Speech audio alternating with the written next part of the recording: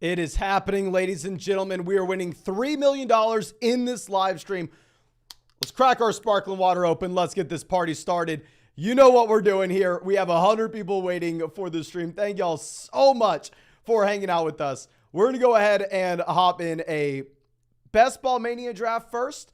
I know a lot of people want the weekly winners draft, and maybe, just maybe, we'll get one of those going after this if we had 350 likes. But to be honest with you, don't want to embarrass myself just yet. So we're going to do what we know we can do well, and that is Best Ball Mania. So just in case you're not already in some of these Best Ball Mania drafts, I think I've already done like 60, $25 buy-in, $15 million prize pool, the largest fantasy football tournament ever, $3 million for first place, $1 million for second place, some crazy regular season prizes as well. Let's not waste any more time. Let's get in this bad boy. But yeah, thank you so much, everybody, coming to hang out with us.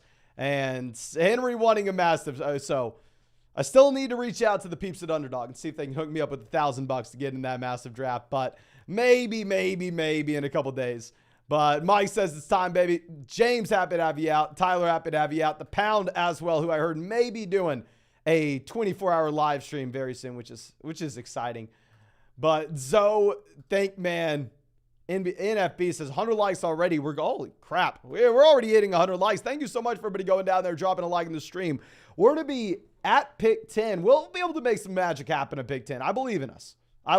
Ladies and gentlemen. Saram, happy to see you out here at pick 1. Product at pick 6. Adam right in front of us at pick 8. Hopefully we don't get sniped. Mike, happy to see you in here, my man, at 2. And, let's go. I'm at pick 10, not 9. I'm an idiot. But Jay says he's in here at the 105, not happy about it. Rick says he's in at 4. Reflex in at pick 12. Mind Tricks in at 13. Ooh, that's interesting, my man. I'm happy to see the team that you're going to be able to build out there. Let's go. Saram on the clock at pick 1. Assuming he decides to go Jefferson. Yep, we get Justin Jefferson off the board here. Jamar Chase followed it up shortly after. Here, we're going to take a guess. We're going to go Tyreek, Kupp, Diggs, Kelsey, A.J. Brown, Eckler, Lamb. That's what my guess is. So we got Tyreek and Kupp right. Our next guess is Diggs. I think that's what it was, right? Could be wrong. But let's see. It says, not my first rodeo, believe it or not. I have been in 1 or 2 of these drafts before. Stephon Diggs goes at 6. So we get that right. Our next guess was Kelsey. Our next guess, I believe, was Kelsey. No, A.J. Brown goes at 7, so we were wrong here. Maybe we guessed Brown. Who knows? Who knows what we guessed? Okay. Ghost says, have you looked over the players with no ADP and consider that some of them could be gems? It's definitely something you want to be doing in these large field tournaments, especially the tournaments that are going to end shortly. Like Best Ball Mania is a little bit different because, hell, if you find someone that's not being drafted right now and then all of a sudden they're a training camp darling and they're drafted in August and September, it's not like you're completely unique from the rest of the field. But if, like, say, a Pomeranian drops like it did yesterday on 4th of July in that draft, had like 30,000 people drafted in it and it fills in like 6 hours. If you can identify some guys that aren't going to be drafted in that 6-hour time period, it is pretty beneficial for you. So we decided to take CeeDee Lamb here at pick 10. CeeDee Lamb is such a strong pick for a multitude of different reasons for me. I think a lot of the running backs I'll be looking at in round 2 are similar to what you'd have with Bijan Robinson.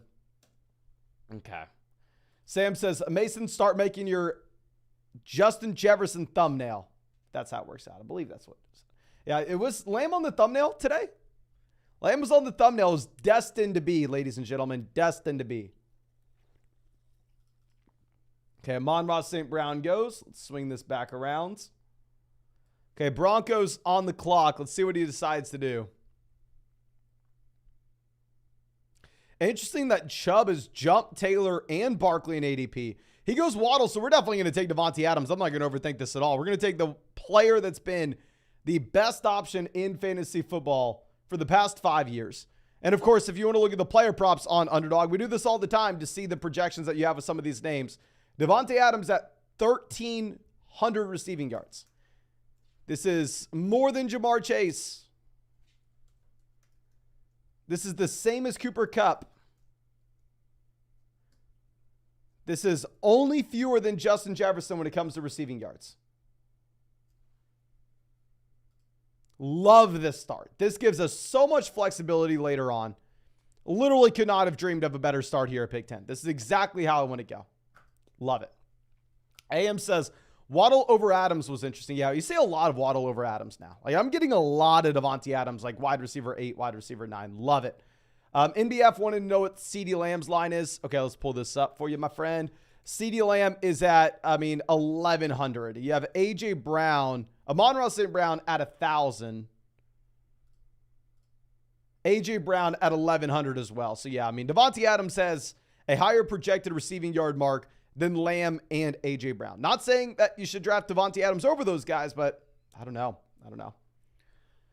Now, of course, and real quick, just in case you're not already on Underdog, you don't know what we're doing. Yeah, so these player props are on Underdog Fantasy. So is this draft. This draft that's $3 million for first place is Underdog Fantasy. These are best ball drafts, so there's no time commitment at all during the year. It's how I drafted 700 teams and won $150,000 last season. And if you want to check out any of those player props or get in a draft with us, we're doing this literally every single day until 2024. I'm not going to take a single day off. Go sign up to Underdog Fantasy with promo code FLOCK. With promo code FLOCK, 1, you're going to support this channel more than you could ever imagine. 2, you are going to get our 2023 fantasy football rankings, as well as a free trial to flockfantasy.com. Okay. No, this is not weekly winners, everyone. This is going to be the Best Ball Mania tournament. Chief Smoke says, Amon-Ra St. Brown at 1,000 yards seems criminal. And like I've said, I generally am staying away from taking any higher thans on those player props. When it comes to the player props, season long in particular, I'm only going lower than. Now, what's very interesting here is that team at pick 2 takes Chase Higgins out the gate and then goes Patrick Mahomes at pick 26. So definitely going to be a unique build there with those 3 guys. But I'm interested to know if they decide to go Joe Burrow there at pick 47 or 50. If they decide to pass on Burrow because they have Patrick Mahomes, we may see Burrow fall very far down this draft board. Maybe they take Burrow and Mahomes on the same team. I don't know what they'll do. I don't want to say what they should do. I could be wrong. I don't know. But Chef Cookie on the clock. They go Calvin Ridley there at 32. Y'all know I'm not a big Ridley guy. Okay, not your friend guy on the clock. He went Eckler Taylor. Goes Amari Cooper. So I'm going to go ahead and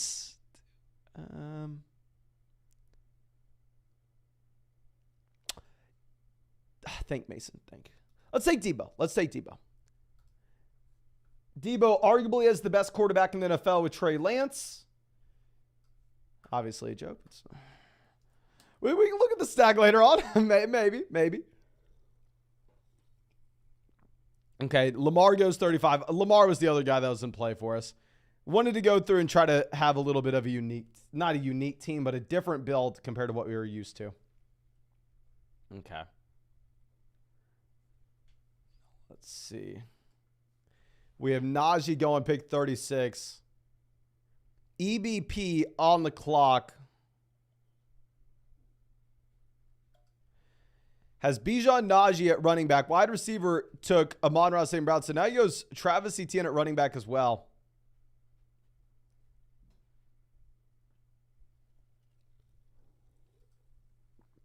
Broncos is looking at Lamar, Garrett Wilson, Jalen Waddle with their start. Goes Keenan. Okay, I don't really like Keenan. We were going to pass on Keenan even if he fell to us. We're going to go ahead and take Christian Watson. So we're going to go with 4 wide receivers out the gate here. Hoping that we get some running back values making it back to us later on. But, on Underdog, we probably will. So, yeah, let's go ahead. A YouTube user says, I know you interviewed Bijan. Did you interview Gibbs as well? No, Jahmyr Gibbs was not on the red carpet. There are 14 guys on the red carpet. You had Will Anderson, Bryce Young, Anthony Richardson, CJ Stroud, Jackson Smith-Njigba, Zay Flowers, Bijan Robinson, Christian Gonzalez, Tyree Wilson.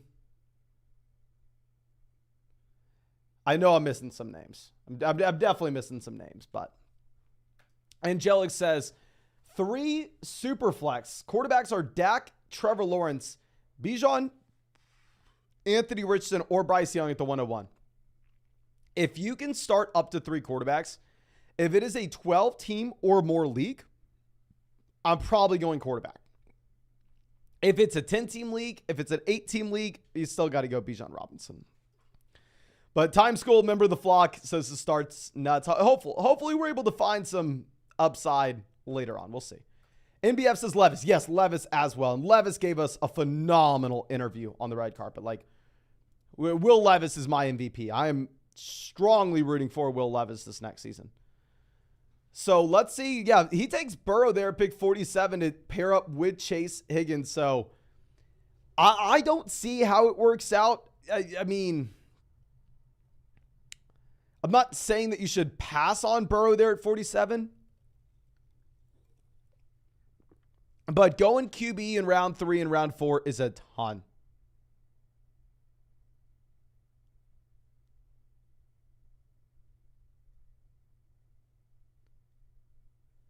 I mean, it is very interesting to say the least. It is interesting. Chief Smoke says, who is that absolutely massive guy you interviewed? That was the guy out of Georgia Tech. I mean, we interviewed, everybody was massive compared to us. Like, the only guy I was comparable to was Bryce Young, to be honest. And Zay Flowers as well. NFL red carpets, 2023 attendees. Let's see.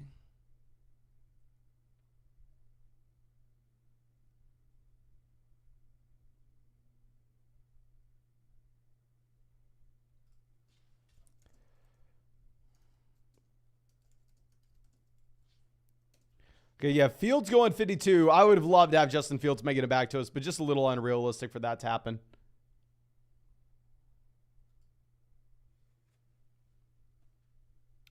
Oh, yeah, Keon White. That's who it was. Sorry. I was trying to get a list. That was like one of the coolest experiences I've ever had. I would love to be able to do that next year. I know we talked about this, but it was just so amazing that we were on the red carpet, and it was NFL Network, then Fox Sports, ESPN, and then us live streaming on YouTube. It was the craziest thing ever. Like, we were the only people out there doing something like that. It was absolutely wild. Okay, I'll swing this back around. So, not your friend guy on the clock has Eckler, JT, Amari, Drake, London. He goes Dobbins. So we're going to take Aaron Jones. Not going to be too hard. I mean, we need a running back. He falls 4 picks past ADP. We have Christian Watson as well, so we get that correlation in here with Green Bay. Definitely going to be targeting Jordan Love a little later on now.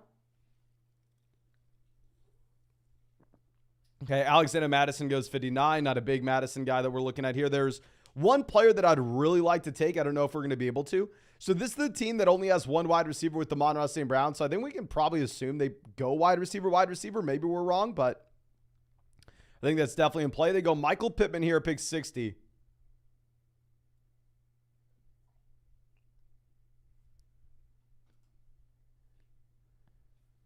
And I'm going to guess they go JSN. I just got a feeling. No, they go Hollywood. I'm wrong. Shane says, who's the Texans wide receiver 1 for Dynasty and why? I have no idea, my man. Literally, I would say the wide receiver 1 in Dynasty for the Houston Texans starting in 2014 probably is not on the roster right now. This point, I think we're probably going to go ahead and let's think this through, Mason. Think.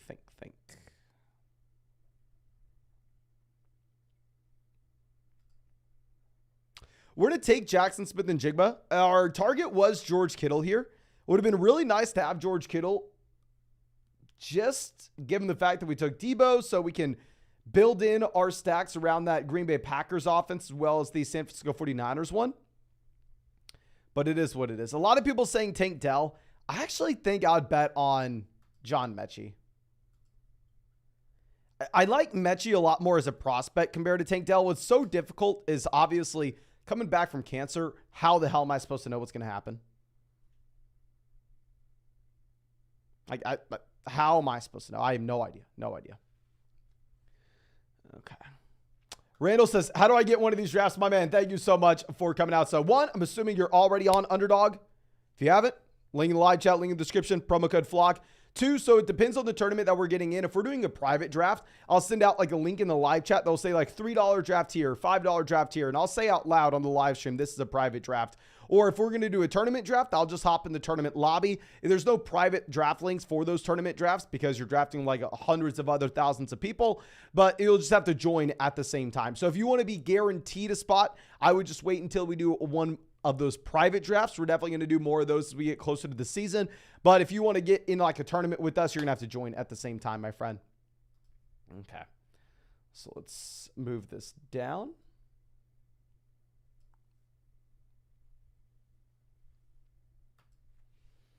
Now, Kyle Pitts, Dallas Goedert off the board, 71-72. There was a solid like 2-week stretch where you were having Dallas Goedert make it to you like in the middle of round 7. And during that stretch, I could not stop drafting Dallas Goedert. It's sad that it doesn't happen nearly as often, but it is what it is. Okay, so let's swing this over. So taking JSN is nice because we're in play for Geno Smith. So wide receiver, we have Lamb, Devontae Adams, Deebo Samuel, Christian Watson, Jackson Smith, and Jigba. Running back, we have Aaron Jones. So this is most likely going to be a 6 running back build for us.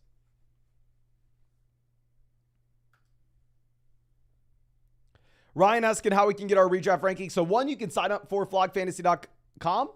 If you use promo code FLOCK on flockfantasy.com, you'll actually get 30% off any subscription, or you can sign up for Underdog Fantasy with promo code FLOCK. And if you sign up for Underdog Fantasy with promo code FLOCK, they're going to email you that. So check your spam. Should come about like an hour after. Jimmy says, Mason, how do I buy your rankings? It'd be on flockfantasy.com, my friend. And use promo code FLOCK, you can get 30% off any subscription on flockfantasy.com. Now, Johnston off the board, 77. Addison finally off at 78. This is where Addison used to go, but very rarely have you seen him actually fall this far now. Not your friend guy on the clock. Let's see what he decides to do. He has Eckler, JT Dobbins, Amari, London, Evans.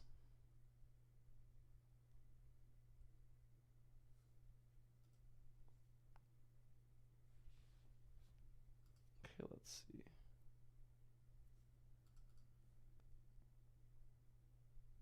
What are we doing here? What are we doing here, my man? I think this guy's tanking every time, right?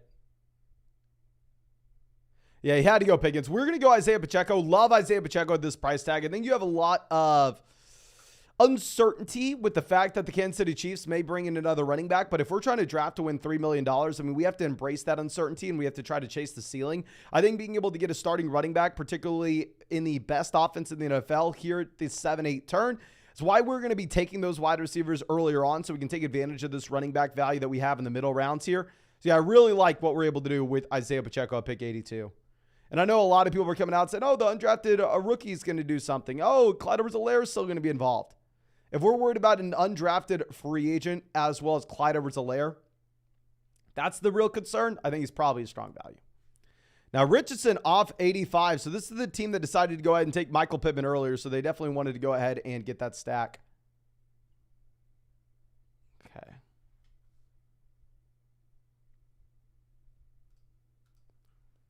Let's see. Broncos on the clock again. Goes Brandon Cooks. So Cooks was definitely going to be in play for us, considering the fact that we had Lamb. We could set ourselves up with a double stack in Dallas. Now, the Dak Prescott situation is going to be interesting when we come back around. And not too inclined to take Watson here because I don't necessarily know if we can take David Njoku in the next round. Elijah Moore, I don't like this price point unless you have Deshaun Watson. Yes, I have a video saying Elijah Moore is a must-draft wide receiver, but that's when he was going at the 9-10 turn, not the 7-8 turn. So we'll go ahead and we'll take Dalvin Cook, very similar to Isaiah Pacheco. Obviously a running back with a ton of uncertainty, but we're drafting for uncertainty. We're drafting for potential upside when we're in a tournament like this. And yeah, real quick, if you have not done so already, go down there, drop a like on this live stream. If we hit 350 likes on the stream, we are going to fire up another draft after this one. And of course, if you want to get in said next draft, or if you want to go check out any of those player props, find the link to Underdog Fantasy in the live chat, in the description, in the comment section. Use promo code FLOCK when you sign up. They'll match first deposit dollar for dollar up to $100. Plus, you'll get my 2023 fantasy football rankings, free trial to flockfantasy.com. It's available in damn near every state here as well. Yeah, so here are the states Underdog is in. If your state's in yellow, you have Underdog Fantasy. Yeah, I mean, I won $150,000 on Underdog last year. It's best ball, so no time committed all during the year. Now you have Tua going here at 88. Yeah, and I don't know why this team's taking Tua. I mean, you don't have Waddle. You don't have Tyreek. So, yeah, I can't answer you why Tua goes here at pick 88. Generally, I like Tua, and I think he's underrated, but I mean, I would say that you probably want him on that team where you have Waddle that you took at the beginning of the second round, or you have Tyreek that you took at the top of the first, or he fell to you considerably past ADP. Like, I understand taking Tua if you don't have Waddle, if you don't have Tyreek, but you better do it after ADP. I feel like reaching rounds on ADP, the only way that works out is if Tyreek Hill and Jalen Waddle are good as well, right? Okay. Now we have Rashad Bateman, 93. James Conner goes 92. Now, what's interesting is with our quarterback situation. We're going to talk about this later, but so that team Broncos takes Lamar in the third round, but obviously they're still in play for another quarterback, right? And what we have to be a little bit worried about is the team that has Brandon Cooks potentially taking Dak Prescott from us, because when we have Lamb, Dak is definitely a target for us later on. What we would like to do is we would like to get the combination of CeeDee Lamb and Brandon Cooks. That way we're able to get a little greedy and get Dak Prescott in round 10 and not be forced to take him in round 9. But here, I think if we pass on Dak Prescott at pick 106, we're going to end up seeing Dak Prescott off the board at pick 107, which is not too good for us, right? Like, we definitely want Tua here. We definitely want Tua.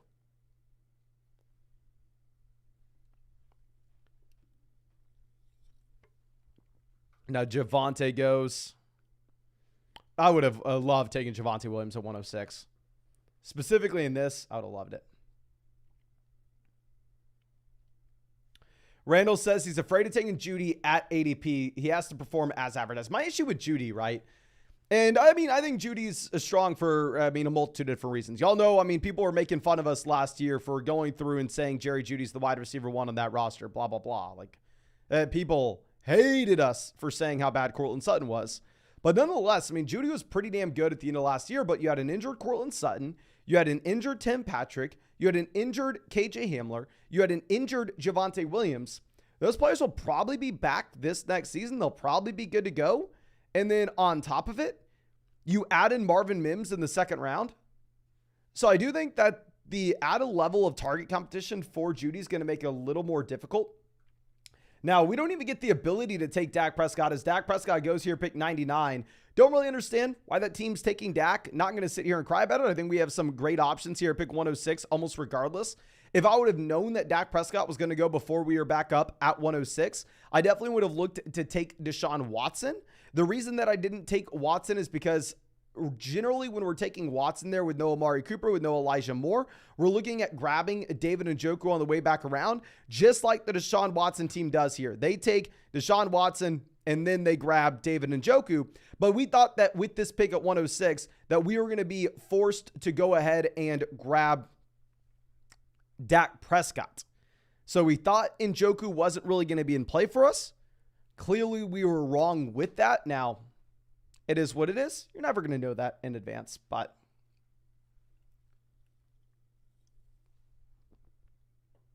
okay, let's see. Not your friend guy on the clock. Thank God he passes on Zach Charbonnet. So what's very interesting is we're going to go ahead and grab Zach Charbonnet, who I perceive to be the receiving down back in Seattle this next season. Now we have Zach Charbonnet, Jackson Smith, and Jigba. So we're definitely in play to take Geno Smith on the way back around if nobody else falls to us that we like. Now, with the combination of Geno Smith as well as Jordan Love, who's going to be our other quarterback target, I'm unsure if we feel comfortable going ahead and only taking 2 quarterbacks, or if that's still be a situation where we possibly have to pull the trigger on the third. I'm going to assume that we're probably only taking 2 if we go with the combo of Geno Smith double stacked with Charbonnet and JSN, as well as Jordan Love double stacked with Aaron Jones and Christian Watson. But I actually really like this team now.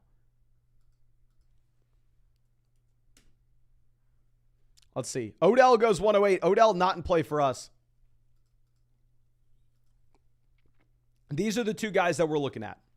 We're looking at Dylan, Geno. Worst case scenario, we have Juju. But I'm almost certain we're going to get Geno on the way back around. I mean, you have no team between us that has a Seattle Seahawk.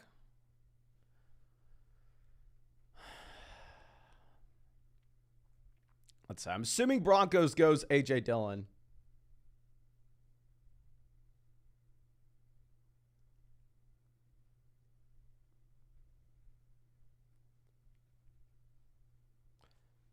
Okay, yeah, Dillon off the board. We're going to go ahead and take Geno Smith. Aaron says, unfortunately, not winning Best Ball Mania with the squad, but it's a very solidly built team. This is a very similar team that I went ahead and got 16th place with Best Ball Mania last year, my friend. If you've gotten higher than 16th place in Best Ball Mania, I would love to hear you continue to tell me how we have no shot to win it with this squad, but yeah. And it's also solid. I mean, comparable team to what we won multiple high stakes tournaments with last year as well. So I don't know. I think this team's in play to win Best Ball Mania. Then we have a great roster construction. I think we have players at ADP. I think we have guys with upside, and I think we have a lot of correlation as well. Okay, so let's swing this back around. I think it was pretty much like best case scenario there for the turn for us. So obviously this team hinges on a couple different things. One, we need Isaiah Pacheco to see 0 competition added into his backfield this next year. We also need to see Dalvin Cook going to Miami. I mean, really, that's the only way this team has it, right? I mean, if you have Isaiah Pacheco locked and loaded in the role that he currently projects to in Kansas City, and Dalvin Cook going over to the Miami Dolphins, I mean, this is a very, very strong team. Okay. Now we have Dobbs, Sky Moore, Damian Harris, Allen Lazard off the board in the middle rounds. So this is generally the range where I want to be taking like tight ends and quarterbacks. And honestly, running backs as well. But once Dillon's off the board, I do think that you have that drop off in tier at RB.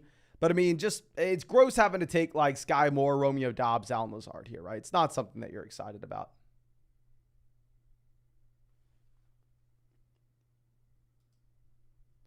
Go says Pacheco is a ton of competition.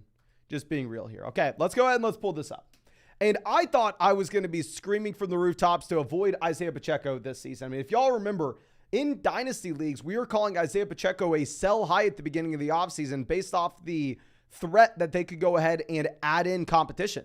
And I still think it's possible that the Chiefs go ahead and add in competition for Isaiah Pacheco because, I'm sorry, Ghost, I mean, I appreciate you hanging out with us every day. I just don't agree with this in the slightest. And this was something that a lot of people were saying in the comment section of our Dynasty video today as well.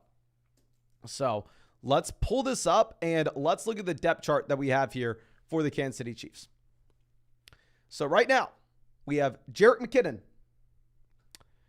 Let's pull this up. Jerick McKinnon. Jerick McKinnon is 31 years old. Jerick McKinnon was drafted in 2014. No bueno. They have an undrafted free agent. They have LaMichael Pirine and Clyde Edwards-Helaire.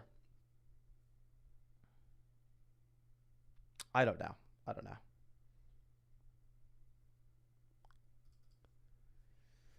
I do not know, ladies and gentlemen. I think the worry and the threat with Pacheco is not from a running back that's currently on that roster. I think the worry and the threat with Pacheco is from another running back being added in. That's what I would be worried about. Okay, we're going to go ahead. We're going to take Penny, another running back in an elite level offense. Obviously, very uncertain. I mean, we have no idea what that breakdown is going to be in Philadelphia, but very similar to the other running backs that we have here, such as Pacheco, such as Dalvin. We're taking guys in those uncertain backfields that could possibly exceed expectations this next year.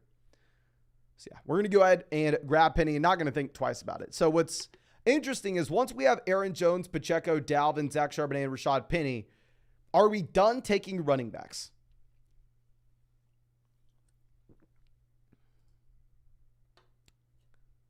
I think that I don't want to say it's likely, but it's very possible that we should stop taking running backs at this point after we grab the 5th guy. Maybe we be a little flexible with it and not have like a hard rule. And I don't know the right answer to this. I have no idea. I mean, we wait until round 5 to grab our first RB. I think you can make a couple different arguments to continue to draft running backs versus to stop here. I think a nice like little tiebreaker we can have is if we get a running back that we like falling to us at a great value, maybe we take another one. If we don't like the value on them, we don't have to continue to draft them. And we're going to go ahead. We're going to take Dalton Kincaid here. Not a big Kincaid guy. Obviously, it's a great situation in Buffalo. I mean, we'll mix him in. Definitely has fallen a ton in these drafts, right?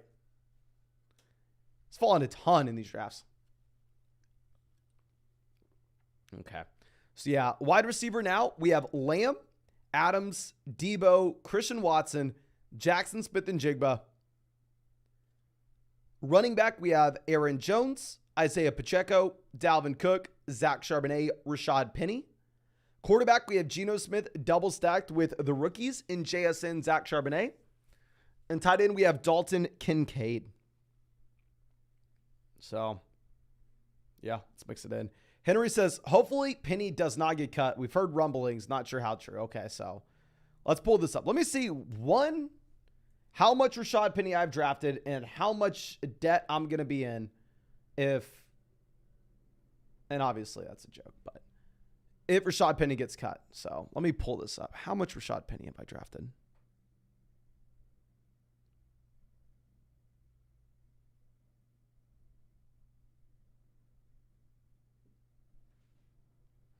Okay. I have Penny in 9% of drafts, so I'm slightly overweight on Rashad Penny. Let's go ahead and let's pull up the old Twitter machine and see if we can find any reports on Rashad Penny here.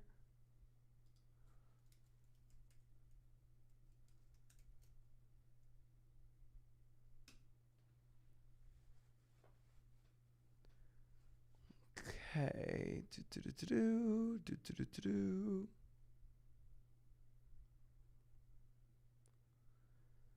Per Twitter, I don't see anything on Rashad Penny getting cut.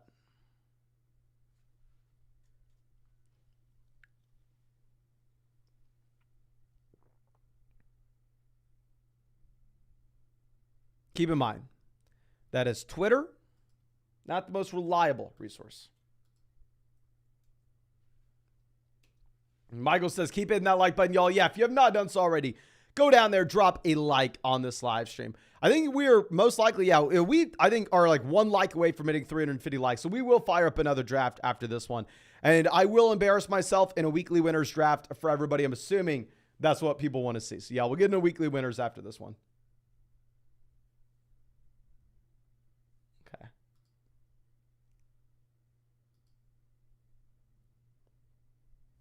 Tyler Algier goes. So it looks like maybe we are not going to get the chance to draft a running back. Like I said, I mean, and maybe one of these guys falls to us. But in general, like we're not going out of our way in targeting running backs, right? It's more so if we had a guy that we like making into a set of value.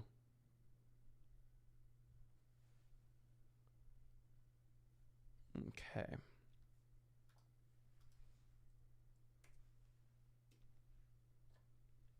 Henry wants to see the Mastiff. I'm sorry, my friend. Definitely not today. You will know if we're getting in the $1,000 Mastiff if the title is like $1,000 fantasy football draft or high stakes fantasy football draft. We'll definitely title that something a little different than usual.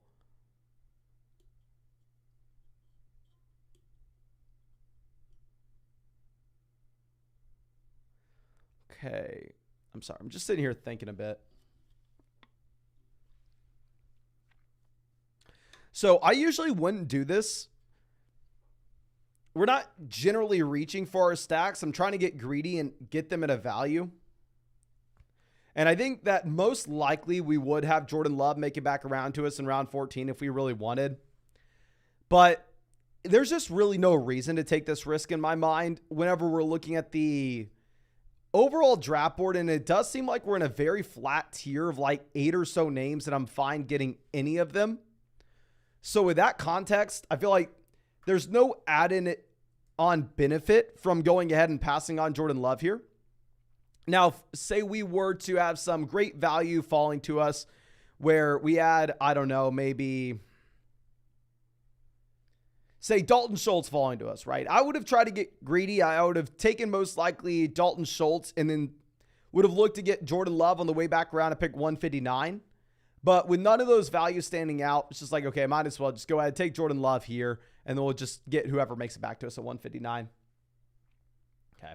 Andrew coming out with a donation. Thank you so much, my friend. Says, in a 12-team PPR redraft, how important is that elite level tight end and quarterback in a double flex league versus a single flex? I'm taking Kelsey round 1 and a quarterback like Mahomes round 3, risking your ability to maximize that flex spot. So in general, if you are drafting in a league where you only have one flex spot, say you start 2 running backs, 2 wide receivers, a tight end, and a flex, what you need to understand is the overall percentage of your starting lineup that will come from quarterback, tight ends will dramatically go up. Because the more flex spots that you add in, generally, the more that you are going to expect that you need to have wide receiver scoring to make a difference in your league. But as you take away those flex spots, it's just think of it from an overall pie perspective. The tight end importance becomes greater and greater and greater. And if you're going up against people where they only have one flex and you have Travis Kelce and say you're averaging 7 points per game more than whatever tight end that they're starting. If you're in a league with like 3 flex spots, they can say, okay, well, I'm at a 7-point deficit at tight ends, but if I can make it up at wide receiver with these 3 flex spots here, I only need about 2.5 points per game from each 3 of these spots. Then I'm overtaking your tight end advantage. If there's only one flex, they can't spread that out. It's very hard for them to play catch up. And it's kind of the same thing at quarterback. So yeah, just in general, the fewer flex spots you have in the fewer starting lineup requirements, the more and more important quarterback as well as tight end will be. If that makes sense. That makes sense. Okay. Robert, happy to see you out here. Thank you so much for coming, my man. Now, let's move this over. We're going to go KJ Osborne. Not too much to discuss. I mean, all these wide receivers are about the same. Osborne falls furthest past ADP. So, yeah, let's just go ahead and take him. Purdy goes 164, so I mean, interesting to see people so excited about a backup quarterback, but I mean, it is what it is. You do you. You do you.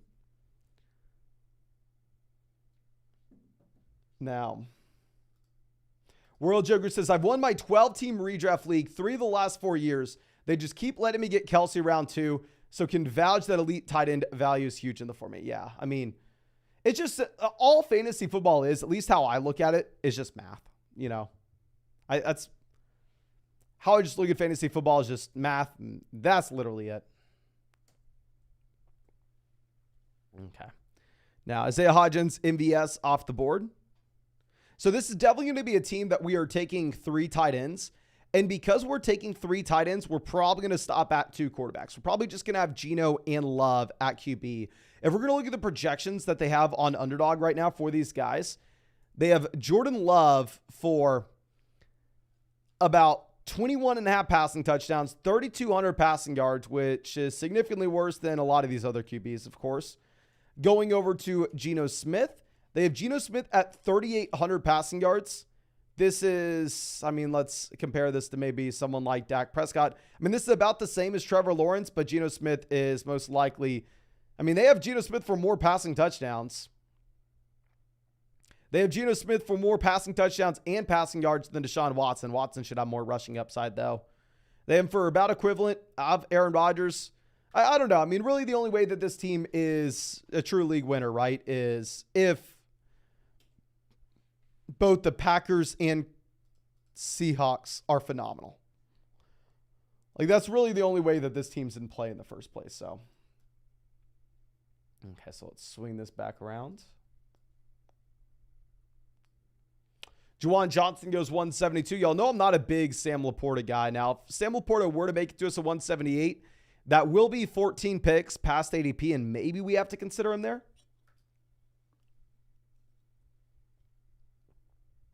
Panther says, how much does a 6-point passing touchdown league change your quarterback rankings in redraft? So a big adjustment that you should be making in a 6-point passing touchdown format in comparison to a 4-point passing touchdown format is not 4-point passing touchdown format. The rushing quarterbacks are going to have a significant edge.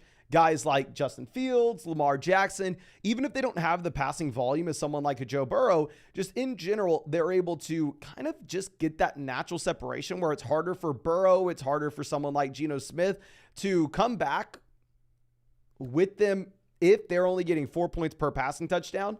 But if it's a 6-point per passing touchdown format, then all of a sudden you're much more willing to go ahead and assume that the pocket passing guys, such as Joe Burrow, that don't have a lot of rushing upside, can actually catch up to those rushing QBs. Okay, I'm actually going to go ahead and take a running back here.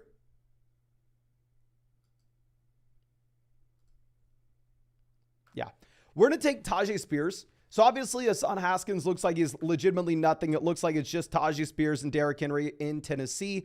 The reason I'm not taking Raheem Mostert is we have Dalvin Cook on this team, and we were talking about the range of outcomes if this team's going to be any good earlier on in this live stream. And really, the way that we broke it down is Dalvin Cook kind of has to sign with Miami, right? I mean, if he signs with Kansas City, we're probably not in a great spot having Isaiah Pacheco. So the way that this team wins something, the way that this team is very good, is if we get Dalvin Cook to Miami. So that kind of scratches off Raheem Mostert for us. Now, Dawson Knox goes 181. Now, if we would have known that they would have taken a tight end here, I thought they already had 2 tight ends. Never mind. I guess I'm an idiot. I thought they already had 2 tight ends. Now, if we're looking at trying to correlate offenses, both Shakir as well as Renfrow are in play. I mean, we have Dalton Kincaid to make that bet on the Buffalo Bills offense.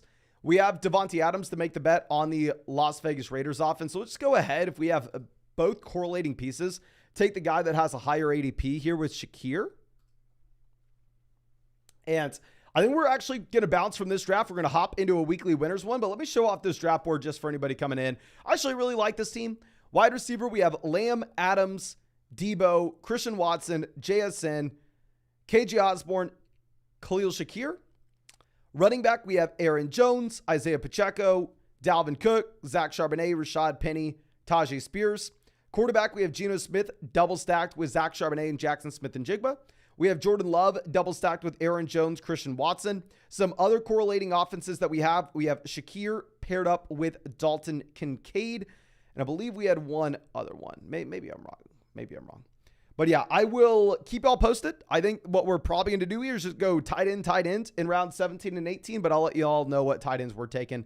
Let's bounce from this draft and let's hop into a weekly winners. Now, this is a completely different draft tournament. Instead of going through and looking at the whole long season and then getting massive prizes at the end of the year, such as Best Ball Mania, which is the draft we just did, $25 buy-in, and then $3 million for first place at the end of the season. This instead is every single week is a brand new slate. Every single week, everybody starts at 0, and it's just however many points you score that week is your ranking. So it's a $15 buy-in. If you get first place in that week, you get $20,000. If you get second place in that week, you get $10,000. Now, I want to reiterate, I do not know the correct thing to do in these drafts. This is a completely different draft tournament than we've ever seen before. It is brand new. It is completely unique. And there is not a set in stone strategy. Best Ball Mania, you kind of know what to do. You want to go ahead, you want to grab 2 to 3 quarterbacks, 4 to 6 running backs, 2 to 3 tight ends, and the rest of your spots are wide receivers. Here with these weekly winners, I have zero idea what's going on. I don't know what the best thing to do is, and we are going to have to try out some different strategies. Play around, try to come up with a unique build. I have some ideas of how we can get unique from the rest of the field. But we'll see. We'll see. Okay. Chris says, do you think the weekly winners will even fill? I mean, this dropped how long ago? Let's see. This dropped like a week ago, my friend. If that, and it's already 11% full. In a week, they've already had about 30,000 entrants, and it's July 1st. So I would imagine it's going to fill, my friend. I mean, I could, of course, be wrong. I mean, that's always a possibility. Okay.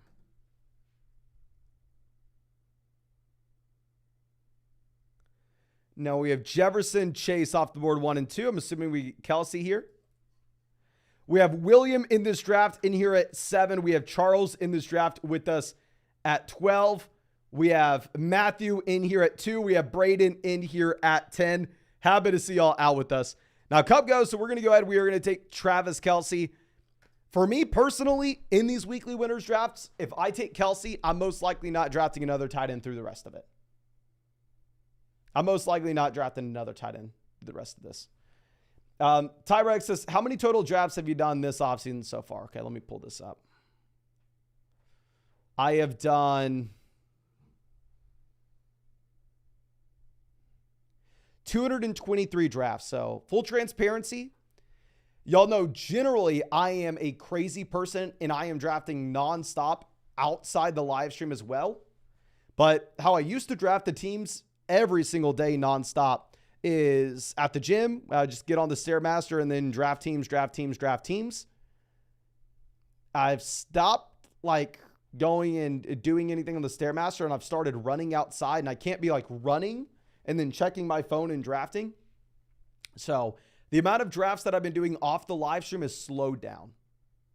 So we've been a little more relaxed with them. So yeah, that's why we're at 220. Okay, the other draft, we just took Hayden Hurst, someone that I have probably drafted way too much of.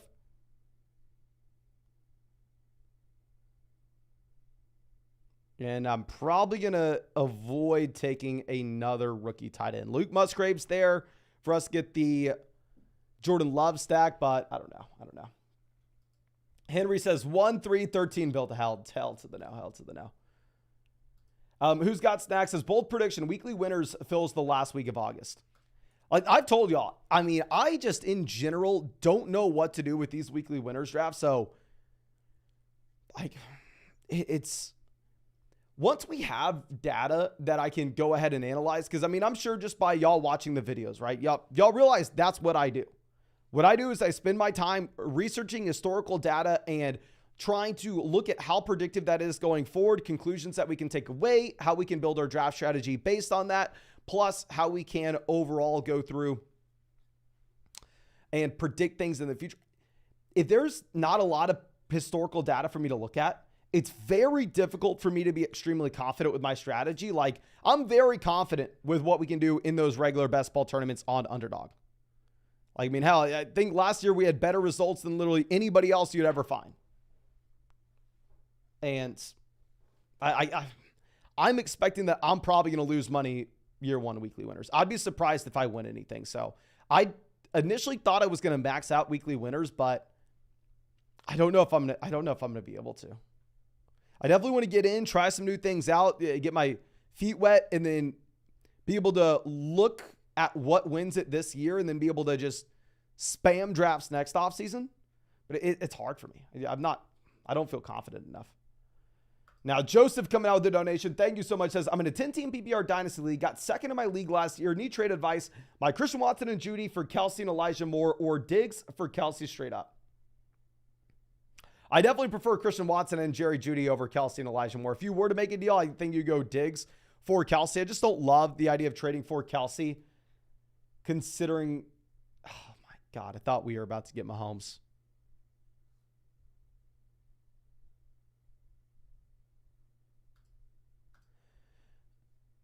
Let's think. Okay, let's sit here and think. I'm trying something new, okay? We're going to try something. If we had Mahomes making it to us, I was going to do a backflip. If we were able to start Kelce and Mahomes, I was going to lose my mind. But sadly, it does not happen. Now, I think a lot of smart people would go ahead and a lot of smart people would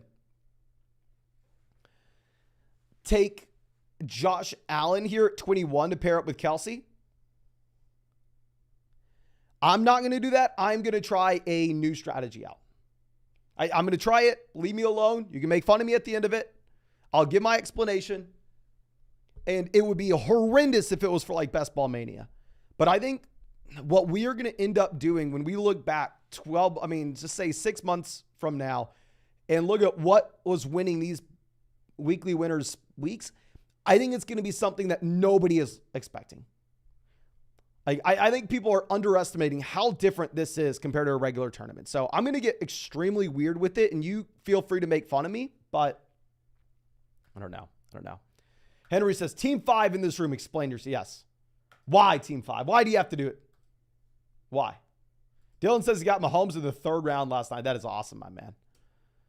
Okay, so let's move this back around. So we're Kelsey and Taylor so far.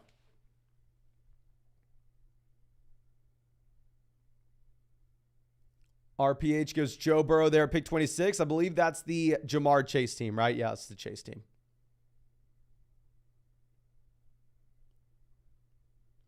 So, yeah, I'm just going to take whatever wide receiver falls here between Devonta Smith, T. Higgins. Not too much to discuss, to be honest. Invictus Sameo says Pollard, Cooper Kupp. And I know we said this on the live stream yesterday or maybe the day before. I don't know.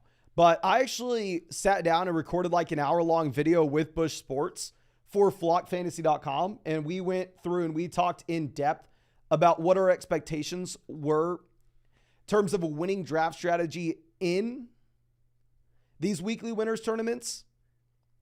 I think it's a very interesting video to watch. You can find it on flockfantasy.com. Of course, if you're not on flockfantasy.com, promo code FLOCK, 30% off any subscription. Not that we came to the right answer, but I think just kind of listening to us bounce ideas back and forth with each other, you can take what you like, leave what you don't. I think it could be exciting. Okay, now. And of course, real quick, if you are not in these underdog drafts, what are you doing? Fix your life. I mean, these are best balls, so no time commitment at all during the year. It's how everybody in here is drafted like 100 plus teams. And if you want to get in a draft, have a shot at going through, winning something crazy, find that link in the live chat, description, comment section. Use promo code FLOCK. They'll match first deposit dollar for dollar up to 100. You'll get our 2023 fantasy football rankings. You'll get a free trial to flockfantasy.com. And hell, it's best ball, no time commitment. So I drafted 700 teams, $150,000 last year. Now, we have Keenan Allen going 33. Let's see, Ramadre still on the board and Keenan Allen goes. DK Metcalf still on the board and Keenan Allen goes. Very interesting to see that. Henry says, I don't see how going Lamar Andrews with the 1-2 turn makes any sense. Many 2-3 terms will have them plus Jefferson. So yeah. So this is what I think gets lost, like in a lot of the nuance surrounding these conversations with pretty much any kind of tournament on Underdog, but specifically the weekly winners drafts. So obviously it is a significant leg up over the rest of the field, and especially in this 12-team league. Like if you're just looking at this 12-team league, having Andrews and Lamar stacked together is such an advantage that it makes a lot of sense to take them at the 1-2 turn. And a lot of people are going to be really excited to do so, and I 100% understand why. But where the issue comes down is if there were a decent amount of other teams in this tournament that were able to take Lamar and Andrews together at the 2-3 turn, but then they also have Jefferson on the team.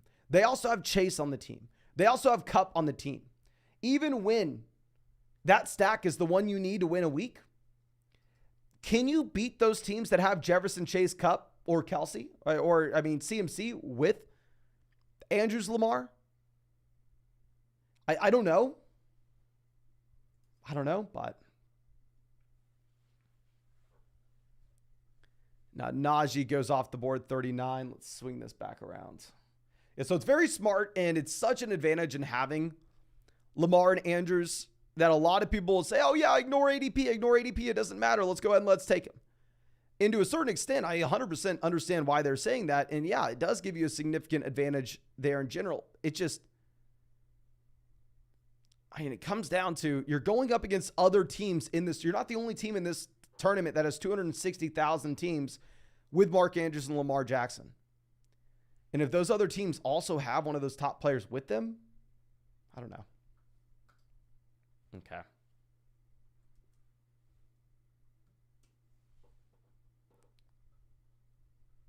Okay, so let's see. Deebo Samuel goes 41. I would have definitely taken Deebo if you would have made it to us. Chris coming out with a donation. Always happy to see you, my man. Says, Mason, happy 4th. Just wishing you well. Keep up the great work. It's almost time. Yes, thank you so much for coming and hanging out with us in the live stream today, my man. Happy to see you. Happy to see you. Okay. Now we have Hawkinson off the board here, 42. Hawkinson not really in play for us, right? Now, if we were looking at trying to use some tiebreakers to make a decision on who we're taking here with pick 45, I mean, bye weeks can always be used as a tiebreaker, but in reality, I don't know how useful it is in this instance. We have Taylor bye week 11. We have Smith, Kelsey, both bye weeks 10. So our highest guy in terms of bye week matchup would be Drake London. But I can't take Drake London over Christian Watson just because of freaking bye week. So we're going to go ahead. We're going to take Christian Watson instead of 45. And if London makes it back around to us, we'll take London and pair up the year 2 wide receivers. But yeah, I like this start so far. Love it. Jared says, so glad I've become a member of the flock a few months ago. I feel like I've been learning so much. I'm happy to have you, my man. Thank you so much. Okay. Adam says, I drafted some really good weekly winners teams, and my main strategy was to stack 1 to 3 different bye weeks. Yeah. I mean, obviously, it's a nice stacking those bye weeks together, right? It's just more so, how much are you willing to reach to accomplish that goal? So if we're looking at bye weeks that line up with what we have here, our bye weeks are 10, 11, and 6 so far. So really, London's the only guy that lines up with any of our buys for us here. And our next 10, 11, or 6 would be Kyle Pitts, Kadarius Stein. I'm not reaching for those guys. It's just not happening. Maybe we can go ahead and queue these guys up. Obviously, not that we're going to take them in this order, but just so we can remember what we are looking for, right?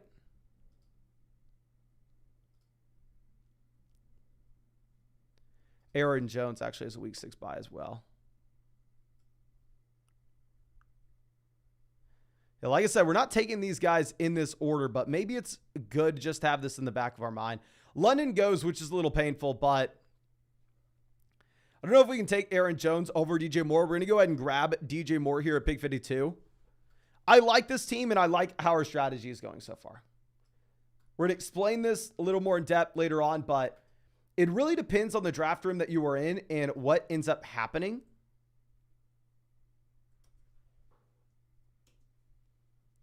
We'll see. Dylan says he wanted London over Watson. I don't know if I can do that, my friend. Just based off how run heavy the Atlanta Falcons should be this next year. I don't know how much passing volume is going to be going around. Okay. The Snowman says, I reach in some of these, but I'm putting about 50, so I try different strategies. Try to get 1 week to win 20,000. Yeah, just in my mind, like wrapping my head around it, maybe it's I'm an idiot and I'm biased and I don't really understand probabilities and numbers. But like I've won multiple high stakes tournaments on Underdog, right? I mean, I even got Best Ball Mania. I 16th place in Best Ball Mania last year. So if I think of the structure of like, okay, in my 12-team league, I need to be a top 2 to 4 team to advance to the fantasy football playoff tournament. And then there, I need to be a top 2 team in my bracket to advance around, then another top 2 team to advance around. And then I am in the last player pool with like 30 other teams. And it's probably I'm an idiot and I have recency bias because I was able to do it multiple times and I don't really understand numbers. Maybe that's it. But I just, in my mind, think that sounds so much easier than in one of these weeks going up against 261,000 teams in a massive field and being the top team on that list. Like it's just a completely different strategy. But Austin says, had a few weekly winners drafts now. Found my strongest teams ended up being bully running backs, giving us access to some more of those volatile players with the spike week potential. I have not tried a team where we've drafted a lot of running backs out the gate. I will admit that. I've not tried a team where we've gone like, say, Taylor, then Henry, then Mixon over Christian Watson. Maybe we should try something out like that. Bush Sports, whenever we had the chance to talk to him on flogfantasy.com, was telling us that's generally what he was looking to do. He was generally going ahead and grabbing running backs out the gate and going like a hyper fragile build to have like 4 elite running backs and then just slam like 10 wide receivers. Okay. But our buys are 11, 10, 6, 13. 11, 10, 6, 13. So 13's in play here. 13's in play. 10's in play. 6 is in play. 10's in play.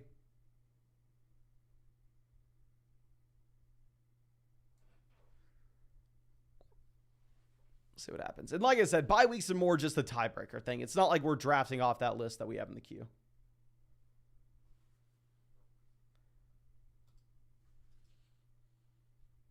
Mr. Class says, I went Taylor, Barkley, Etienne, Harris, and the build was pretty tough. Yeah, imagine if you go with those 4 running backs at the gate, you're just done drafting RBs, right?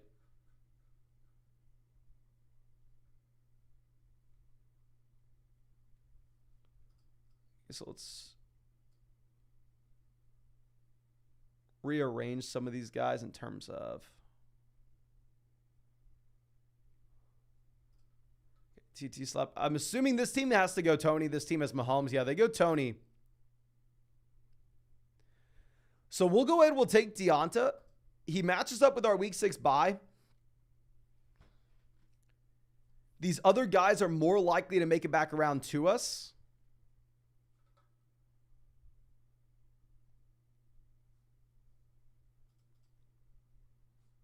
Let's see. Let's swing this back around. Pittman goes. Pittman was definitely who we wanted on the way back around. Kind of sucks to see Pittman go.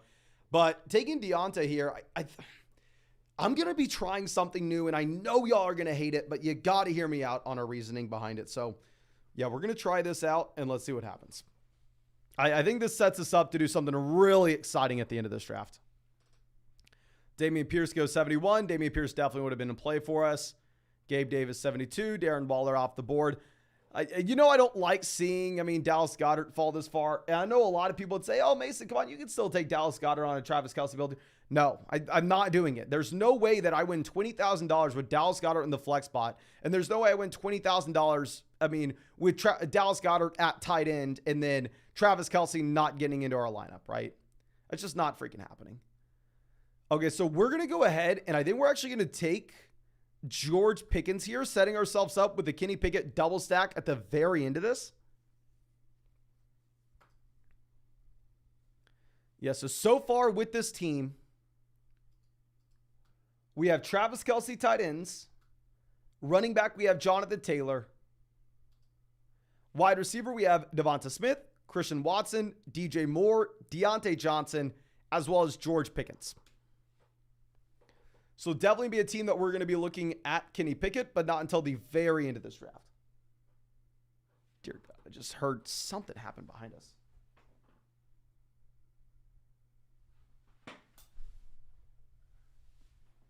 That was scary. It sounded like a roach flying or something. Oh my God, if y'all see a roach fly across my face, maybe this is how we need to go viral. Start filling our office with roaches. See how long and stay here. Make our own little version of Fear Factor. Okay. Tosh says, Kelce 4th, you never take him. Yeah, so this is weekly winners. This isn't a regular best ball. This isn't like a regular underdog draft.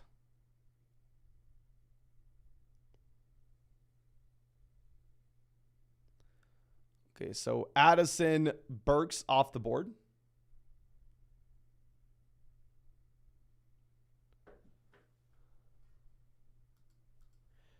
NBF says, you think you only draft one quarterback if you got a top tier guy? So I think it depends on where those second and third quarterbacks go. This is what a lot of people are going to hate in what I'm doing in these drafts. The vast majority of these drafts, I'm only taking one quarterback. Now, if you wait until the very end, I think you can make an argument to take 2, depending on how you line your stacks up. But if I go Lamar, Hurts, Mahomes, Allen, Burrow, Fields, Herbert, I'm only taking one QB. Now, if you have like Kyler Murray falling to you in round 18, then maybe it's a little bit different. But in the vast majority of these, I'm only going to take one quarterback. Okay. Montgomery off the board. Let's swing this back around. Let's try to get some bye weeks lined up. So 11, 10, 6, 13. 11, 10, 6, 13.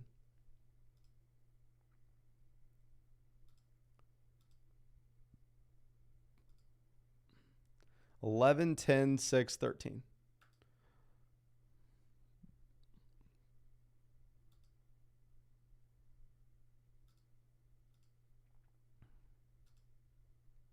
Like I said, we're not taking all these guys, but just to have these guys starred whenever we look at them on the ADP list and have a general reminder. Okay. That maybe these are some of the guys that we should be looking at. Now, of course, if like Watson makes it us 93 and we love Watson, maybe we take him. But Vico says loves number 6 in this draft. Okay, we'll check out number 6 for you after this one, my friend. After this pick. Watson goes 89. And real quick, if you have not done so already, go down there, drop a like on this live stream. If we had 600 likes in the stream, we'll fire up another draft after this.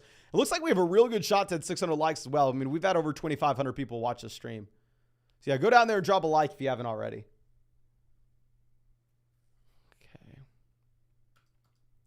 Okay. TT slap on the clock.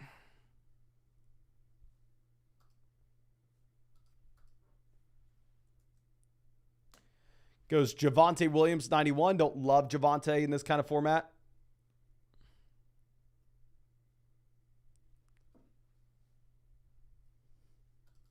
Josh is on the clock. They go Jameson. So I'm actually going to take Brandon Cooks. Brandon Cooks doesn't line up with any of our bye weeks, but we are getting Cooks 8 picks past ADP. I do think that he's a clear tier ahead of a lot of these other options. This does put us in play for Dak Prescott if we really wanted Dak. James Cook goes 96. Antonio Gibson, 97.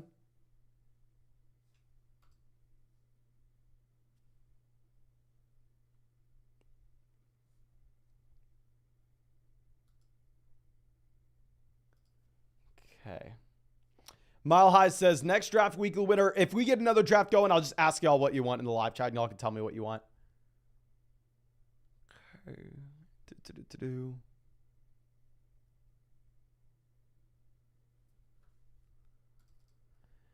Invictus smash on the clock. Goes in Njoku. So we're going to go ahead. We're going to take Kamara. Not a super big Kamara guy in this kind of format in particular. He lines up with our bye week 11, which we are going to be punting. Obviously, if Kamara is suspended 6 weeks, like the lawyer that we had on the channel told us he most likely will be, then, I mean, it sucks that we're not in play to win anything in those 6 weeks, or at least we're most likely not going to be. But we kind of need a running back. We need someone that can have spike week potential. I mean, we've seen through the years Alvin Kamara have massive spike week potential. He still is a running back, seeing a 20% target share in his offense. The touchdowns have fallen off a cliff, but we know touchdowns are extremely volatile from a year-to-year perspective. So, yeah. Now, tight end, we have Kelsey. Running back, we have Taylor, Kamara. Wide receiver, we have Smith, Watson, DJ Moore, Deontay, George Pickens, Brandon Cooks.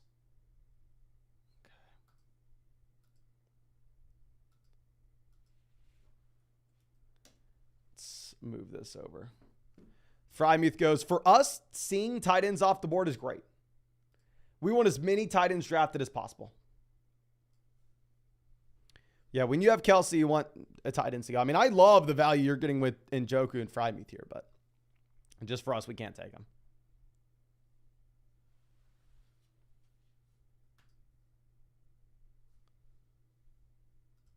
Okay, Samaje goes 104. I actually don't mind Samaje Perine at all in this format. I prefer Perine in this format if you're going to be comparing it to Best Ball Mania, because weeks 1, 2, 3 matters just as much as weeks 15, 16, 17.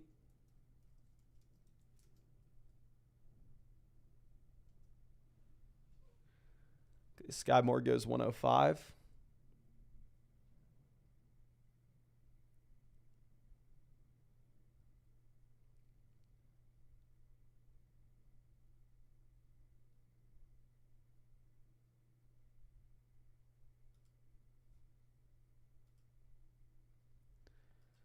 Okay. Harris goes. All right. We're obviously in play for running back. That's kind of what we want, making it back around to us.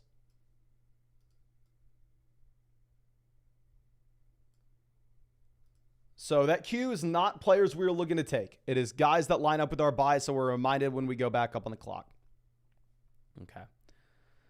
So let's remind ourselves we have 6, 10, 11, 13.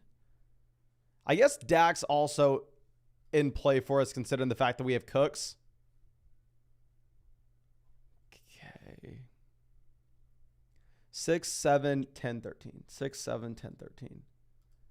6, 7, 10, 13. 7, 10, 13. 6, 7, 10, 13. 6, 7, 10, 13.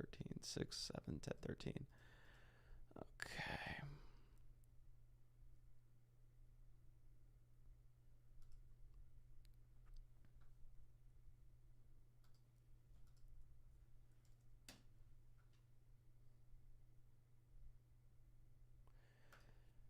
Kakashi asking who is the number one wide receiver in Baltimore. We can go ahead and look at what they have for the props for these guys. They have Zay Flowers at 599 receiving yards.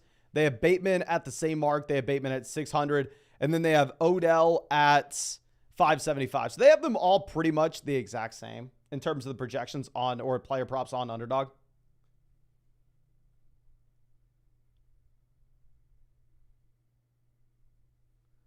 Okay, Geno goes 111. See, that's just something I don't understand, is taking Jalen Hurts and then still grabbing Geno Smith.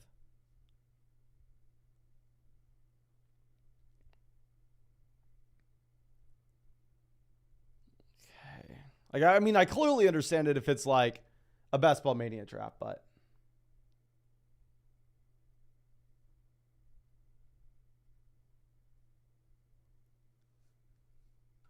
let's see. Football on the clock.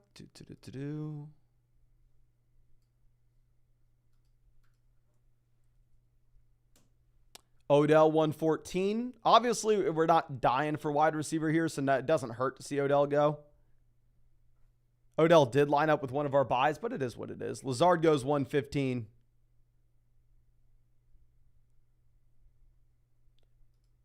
Actually, I forgot. Jamal Williams lines up with a buy for us. Darnell Mooney off the board. So this wasn't my initial plan. My initial plan was to wait until the very end of this draft and just grab Kenny Pickett. But, I mean, we can call an audible here if we have Dak Prescott making it 20 picks past ADP and we have the Brandon Cook stack. So we'll go ahead and we'll take Dak Prescott here, 117. Was not our plan. Was not our plan, but, of course, if you just stick to whatever your initial plan was and don't make any adjustments, you're probably just destined to lose. Okay. Devon A-Chain goes 119.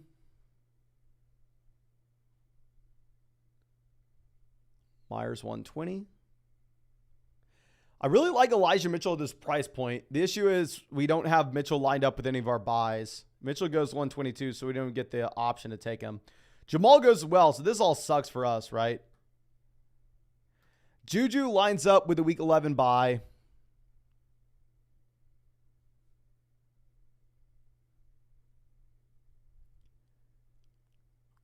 Does Gallup make sense? I think Gallup's maybe the play.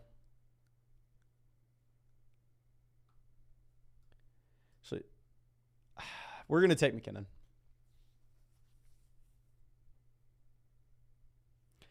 Issue is I don't know what the running backs are going to look like on the way back around. McKinnon does line up with one of our buys. He does correlate with Kelsey. I don't know what the right play is there. I don't know. But just looking at the ADP list and what we'll most likely have available to us in round 12, I think maybe we need to go ahead and grab a running back here.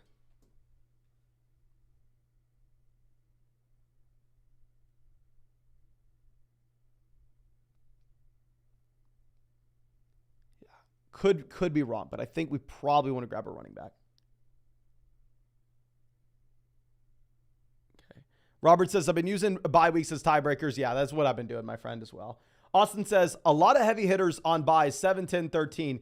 Easier weeks to win if you draft for those weeks specifically, but I was thinking this, my friend, in terms of like, I know week 13, like every team's on bye, right? Are we going to naturally see a lot of like week 13 players going higher in these drafts, higher in ADP just because of their bye week? You know what I'm saying? Does that make sense?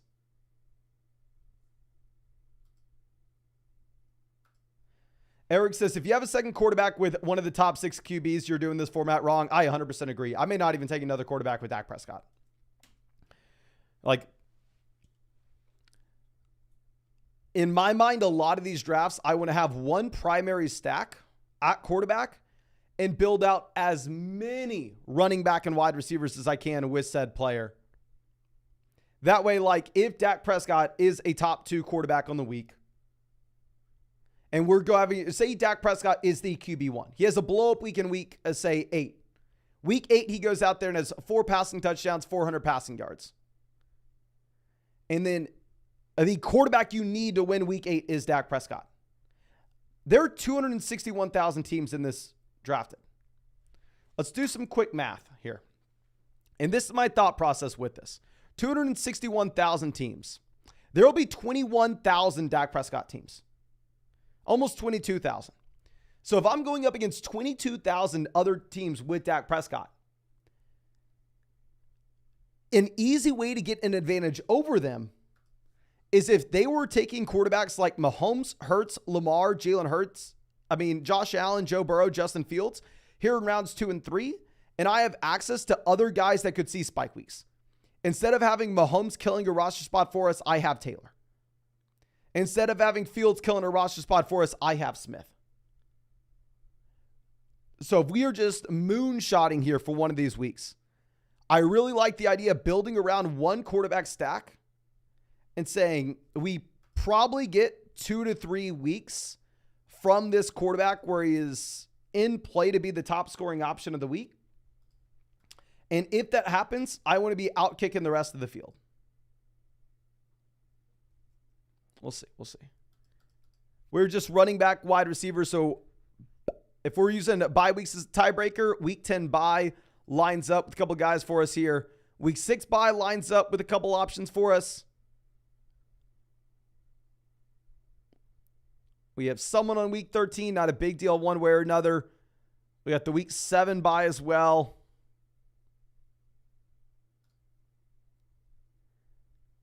Okay, MVS goes.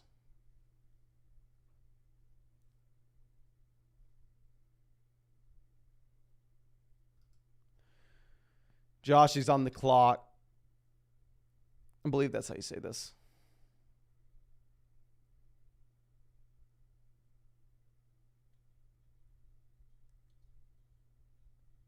There you go, Bigsby. We're going to go ahead and take Jalen Warren.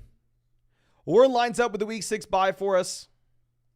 We get him past ADP. Obviously, the only way you're getting a spike week here is if we have Najee Harris with an injury, but that's kind of the point of this draft, right? If we're looking for running backs, kind of need an injury to Najee. Okay. Let's move this down.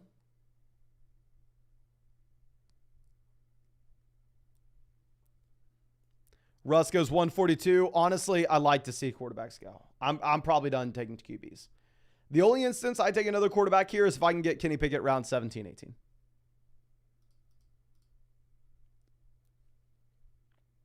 Okay. Alec Pearson play for us week 11 as well. We have JT.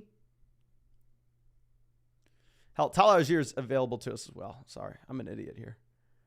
Van Jefferson goes 144.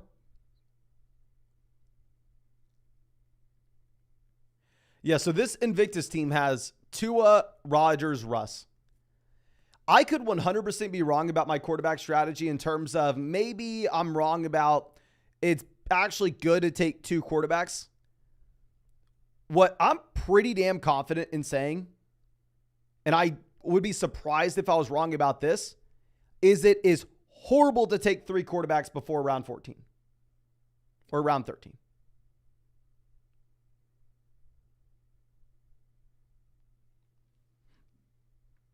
Okay. I'm pretty confident in saying that.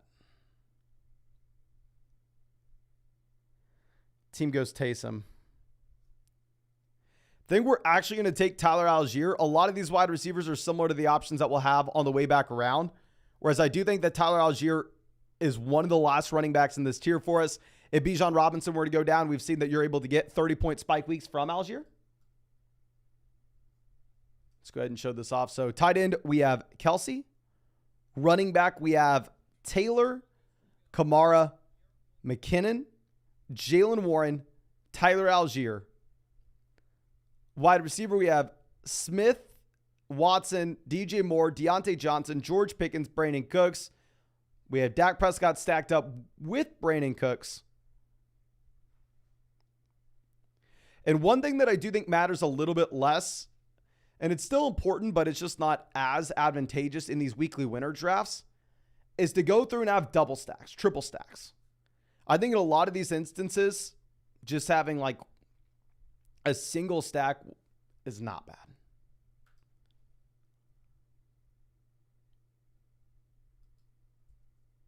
Okay.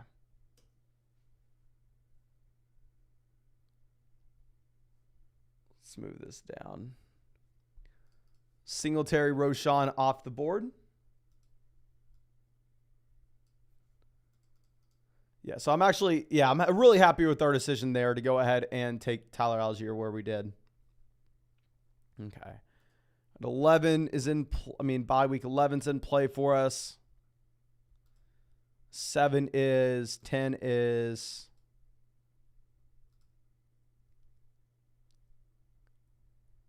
Let's see. Hopefully we see some tight ends off the board. There aren't too many tight ends at ADP. We need to see some quarterbacks off the board. Never mind. Where does Pickett have his ADP? 185. There's a good shot we can get Kenny Pickett 17, 18. I got a feeling.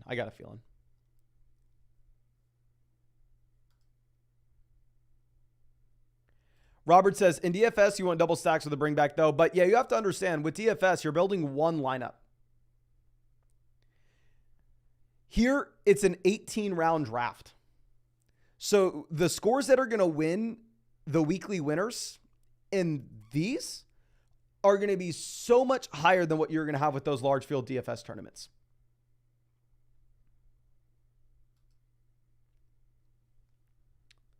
So yeah, I understand a lot of people are taking their preconceived notions with just traditional DFS and putting it here.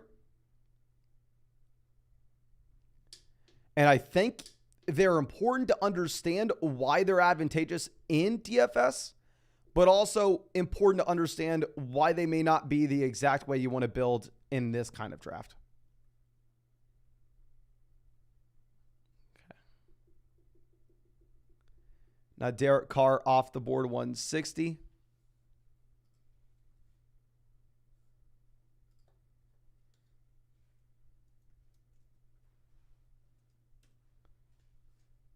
Ford goes, I'm not a big Jerome Ford guy. Like, I'm completely fine Ford going off.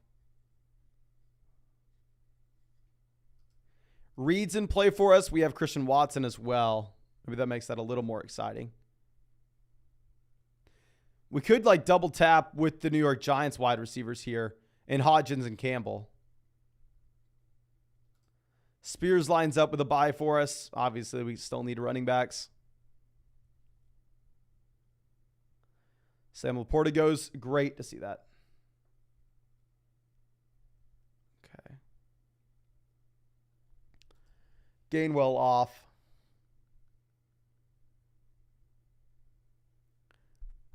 Where'd he go, Mostert? He lines up with a week that we're punting in week 10.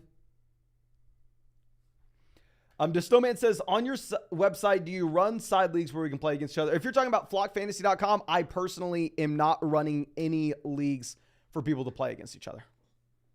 Yeah, I'm sorry. If you're looking at Underdog Fantasy, yeah, there are like private drafts where everybody in the live stream can go ahead and play against each other. Flockfantasy.com is my rankings, personalized advice. If you sign up for flockfantasy.com and use promo code FLOCK, like I go through and break down your fantasy football team in a podcast when you join, you know? So There are a lot of things with flockfantasy.com, but I am not like running leagues for people, my friend. Okay. Let's see, Shakir.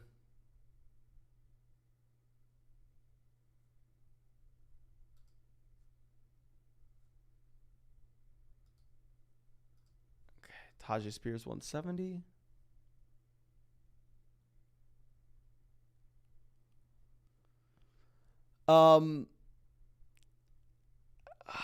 What are we doing? I hate this. Here's what I'm going to do. I'm going to put myself where I don't belong, and I'm going to go through and look at the teams that I do not like in this draft. I'm more confident in being able to say what I think is bad than what I think is good in these drafts. We're going to go ahead and we're going to take Paris Campbell. But let's look at the builds that I do not like. Starting off with the team at 1, how did they do? I mean, I think that team at 1's fine. The team at 2, I think is fine. This team at 3, I do not like at all, right? Because you have to think about it in this instance. What does this Russell Wilson selection accomplish at pick 142? If you take Russ at 142, if he were to be the guy that you need and he spikes into your starting lineup and you're going up against 27,000 other teams that have Russell Wilson, but those other teams maybe didn't take a quarterback in round 7, so they have like Dallas Goedert. They didn't take a quarterback in round 10, so they have like Khalil Herbert. They can be easily out kicking you here. Like, let's go ahead and look at another team. I mean, maybe this team at 11. So you take Daniel Jones round 9. When you reach on Daniel Jones, there'll be other teams in this tournament that have Daniel Jones later on. So just naturally, out of the 22,000 Daniel Jones teams, you're probably going to be behind the 8 ball going up against them. But then on top of this, you have Herbert in the 4th round. So you're going to be going up against Daniel Jones teams that also did not waste a pick on Justin Herbert in that top 5 round range. Instead, maybe you have Deebo Samuel with that team, Travis Etienne with that team, Najee Harris with that team, Calvin Ridley with that team. That's not to say Herbert's a bad selection in round 4, but it's just to say if you're going to win a week with Daniel Jones, can you do so if you took Justin Herbert in round 4? Those aren't necessarily things that I understand. I'd say the same thing with this team that takes Hawkinson and Pat Frymuth, right?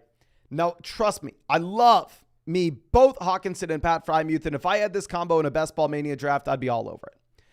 But if Pat Frymuth is a tight end that spikes up and he's a top 3 tight end on the week, say he scores 15, 16 fantasy points, and all of a sudden he's actually in play for you to win the week because of him, you're going to be going up against other teams that have Pat Frymuth, but also they didn't take Hawkinson in the 4th round. Instead, they have Calvin Ridley. They have Christian Watson. They have Jahmyr Gibbs in play. And I'd say the same thing, like if you took Dalton Schultz here, pick 138. This Dalton Schultz selection at 138 doesn't really do anything. If Dalton Schultz spikes up for you, you're going up against teams that did not take a tight end in round 9. They did not take a tight end in round 4. So they're out kicking you. So in my mind, in these leagues, it can make sense to take a second quarterback if you took your first quarterback a little later. And it can make sense to take a second tight end if you took your second tight end a little later. Very rarely will it ever make sense to take 3 quarterbacks or 3 tight ends in this kind of format. Specifically, weekly winners. Best Ball Mania, completely different.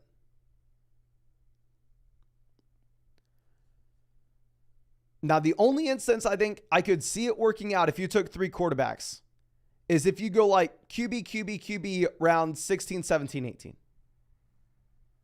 If that makes sense. Okay, we are going to take Jeff Wilson as the last running back here. We took Raheem Mostert, so we are in a spot where we're already making the bet that the Miami Dolphins don't bring in another back. And we're just trying to grab as many running backs and wide receivers that we can to spike in our starting lineup. That way, just the 1 week where Dak Prescott and Travis Kelce are, say, the quarterback 1 and tight end 1, we can outkick all the other Dak Prescott and Travis Kelce teams. That's the goal here. That's the goal. And the reason we're going Jeff Wilson primarily is because you have a massive running back tier fall off. I mean, after this, it's Cordell Patterson, Pierre Strong, Leonard Fournette, CEH.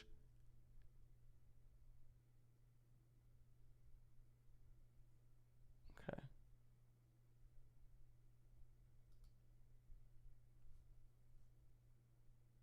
Steve says, you're not taking into account injuries. If one of your top 3 round picks in this league goes down, like if Kelce goes down for the year, my $15 is lit on fire anyway. It doesn't matter.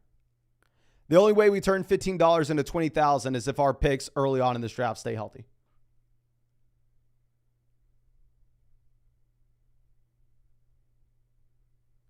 I like this idea, Austin. We're thinking the opposite. I'm not drafting anyone with a 7, 10, 13 bye. I'm avoiding them like the plague because every team will be reliant on at least one player with those bye weeks. I really like that idea. This is like the weird thinking that I think you have to do in this kind of tournament. I have not thought of it that way. Thank you for pointing that out to me. I'm going to mix in some teams that are like that. I love that call.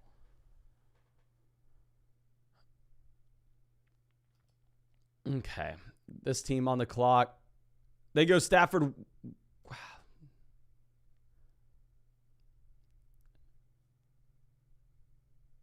Do we take Love to stack with Watson? Do we take Pickett to double stack with Deontay or George Pickens? It is round 17. We said in 17 we could make this play.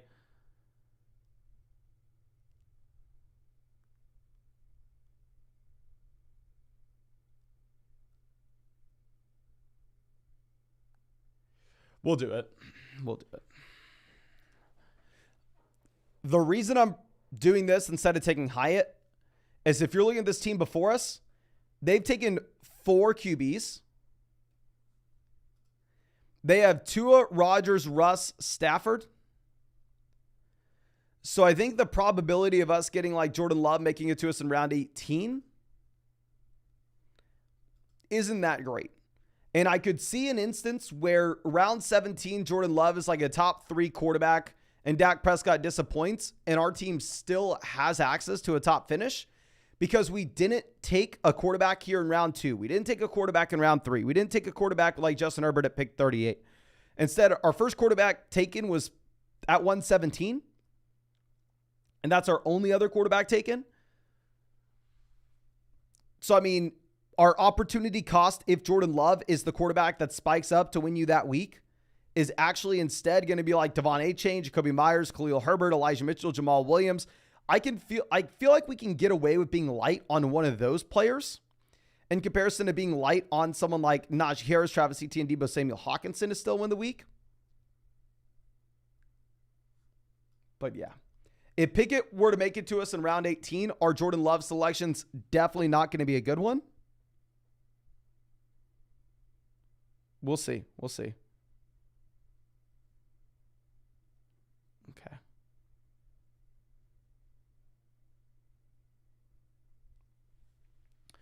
Now we have massive dono coming out from Cameron. Thank you so much. Says 10-team super flex. We have Allen and Tyreek. Diggs owner wants Tyreek. Obviously not doing that straight up, but worth the trade if you can stack Allen and Diggs. Yeah, I mean, definitely not straight up, but like if you could go through and say trade away Tyreek Hill in a 2nd round pick and get Stephon Diggs in a 1st round pick, that would just be an absolute no-brainer. Obviously, where it gets a little bit more nuances, if you trade away like say Tyreek Hill for Stephon Diggs in a 2nd, maybe that's worth it as well. Just kind of interesting. But Michael says 50 more likes for another draft. Yes, if you have not done so already, go down there, drop a like. If we hit 600 likes, which we are 48 away from, we'll fire up another draft after this one. And of course, if you want to get in our draft today, tomorrow, the next day, the day after that. I mean, this is Underdog Fantasy. These are best ball tournaments. No time commitment at all during the year. If you sign up with promo code FLOCK, they'll match your first deposit dollar for dollar up to $100. You'll get our 2023 fantasy football rankings, a free trial to flockfantasy.com. And you can check out all these player props on Underdog as well. This is where all the player props are. Here's where it's available. Quick side note. Bam. Okay. Richie James off 205. Yeah, so we definitely should have taken... We should have taken Jalen Hyatt instead of Jordan Love. It's 100% my fault. I did not think Kenny Pickett was going to make it back to us at 213. Kenny Pickett looks like he will make it back to us at 213. And a clear mistake on my end. Because now if we're looking at wide receivers, can any of these guys spike into our starting lineup? Any of them?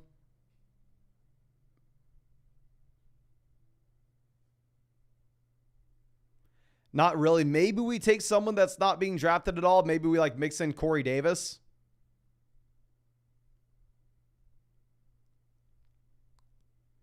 I think that's probably the play. We just try to get a little unique, mix in someone like Davis, but okay.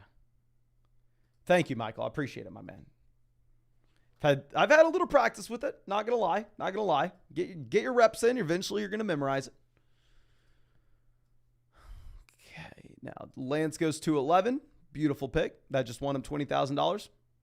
Actually, it's his fourth quarterback. Never mind. Horrendous pick. Yeah, we're going to go ahead. We're going to take Davis. And he kind of lines up with our main week 7 bye. He's probably going to be nothing, but at the end of the day, we want access to someone that maybe could have a spike week. Or no, we'll see. We'll see.